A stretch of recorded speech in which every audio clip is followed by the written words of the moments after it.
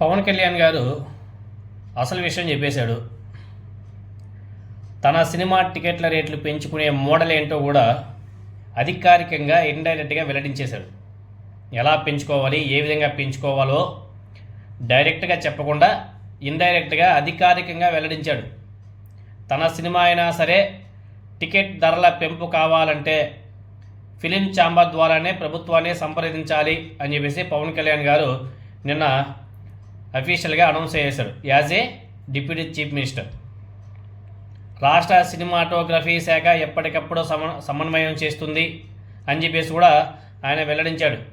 అంటే హరిహర వీరమల్లు సినిమా రేట్లు, టికెట్ రేట్లు ఎలా పెంచుకోబోతున్నది ఆయన చాలా క్లారిటీగా ఇచ్చేశాడు.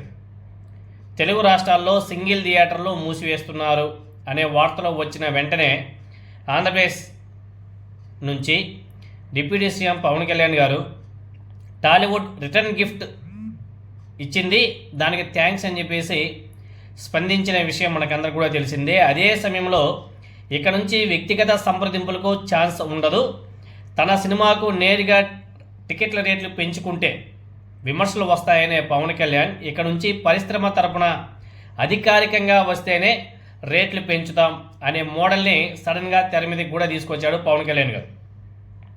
భలే ఉంది కదా.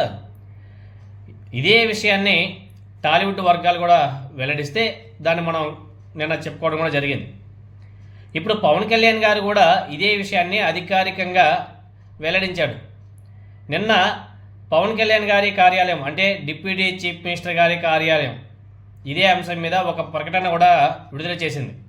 అందులోని విషయాలు ఒకసారి మనం గమనిస్తే, కొత్త చిత్రాలు విడుదల సందర్భంలో టికెట్ ధరల పెంపు నిమిత్తం నిర్మాతలు, వారికి సంబంధించిన వారు వ్యక్తిగత హోదాలో కాకుండా తెలుగు చలనచిత్ర వాణిజ్య మండలి ద్వారానే ప్రభుత్వాన్ని సంప్రదించే విధానాన్ని అమలు చేయాలని చెప్పేసి పవన్ కళ్యాణ్ గారు దిశానిర్దేశం చేశాడు. రాష్ట్ర సినిమాటోగ్రఫీ శాఖ మంత్రి కందుల దుర్గేష్ సినిమా హాళ్ల బంద్ ప్రకటన, ఈ క్రమంలో తమ శాఖ ద్వారా చేపట్టినటువంటి చర్యలను, తాజా పరిణామాలను పవన్ కళ్యాణ్ గారికి ఆయన వివరించారంట. అదేవిధంగా రాష్ట్రంలో సినిమా హాళ్ల నిర్వహణను పకడ్బందీగా చేపట్టడం ద్వారా ప్రేక్షకులకు మెరుగైన సేవలు అందించాలి, ఆ దిశగా సంబంధిత ప్రభుత్వ శాఖలు ఎప్పటికప్పుడు పర్యవేక్షణ చేయాలని చెప్పేసి పవన్ కళ్యాణ్ గారు స్పష్టం చేశాడు. టికెట్ ధర కంటే సినిమా హాల్లో పాప్కార్న్ లాంటి తినుబండారాలు, శీతల పానీయాలు, చివరికి మంచినీళ్ళ సీసాల ధరలు సైతం భారీగా ఉండడం మీద ఈ సందర్భంగా పవన్ కళ్యాణ్ గారు చర్చించారంట. వాస్తవంగా వాటి ధరలు ఎంత ఉంటున్నాయి, ఎంతకు విక్రయిస్తున్నారు, అసలు వాటిలో ఉండే నాణ్యతా ప్రమాణాలు ఏమిటనేది కూడా సంబంధిత శాఖల అధికారులు ఎప్పటికప్పుడు పర్యవేక్షించి ధరల నియంత్రణ కూడా చేపట్టాలని చెప్పేసి చెప్పడం జరిగింది.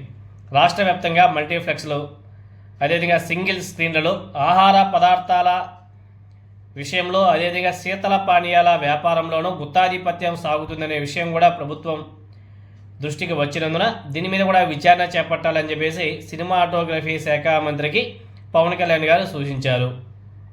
ప్రేక్షకులు కుటుంబ సమేతంగా సినిమా హాలుకు రావాలంటే తినుబండారాలు, పానీయాలు ధరలు చూస్తే వెనుకంజ వేసే పరిస్థితి రాకూడదని చెప్పేసి పవన్ కళ్యాణ్ గారు అభిప్రాయపడ్డాడు అని చెప్పేసి ఒక లెటర్ అయితే రిలీజ్ చేశారు. బాగుంది. తన సినిమాకి తనకు కావాల్సినంత హైప్ క్రియేట్ చేసుకుంటున్నాడు పవన్ కళ్యాణ్ గారు.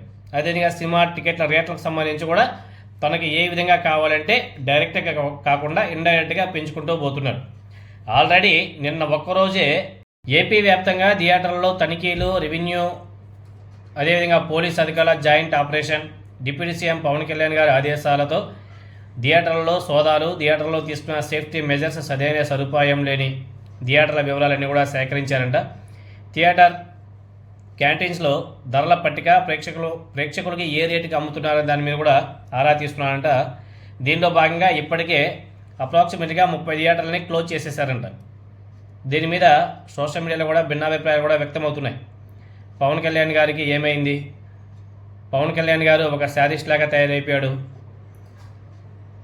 ఇంకా కొంతమంది అయితే ఏమైందమ్మా ఈనాడు చినబోయాడే సూర్యుడు అని చెప్పేసి కూడా రాసుకొస్తున్నారు.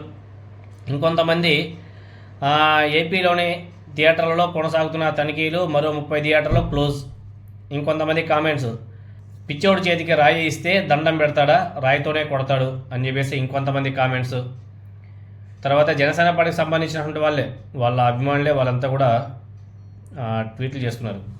ఈగో అండ్ శాడిజంతో సిస్టమ్ మొత్తాన్ని కొల్లాప్స్ చేసే నాయకులు మన ఏపీలోనే ఉన్నట్టు ఉన్నారు అని చెప్పేసి జనసేన పార్టీకి సంబంధించిన ఎవరో పాపం హార్డ్ కోర్ అభిమాని అతను కూడా ట్వీట్ చేశాడు. అంటే భిన్నాభిప్రాయాలు అప్పుడే స్టార్ట్ అయిపోయాయి.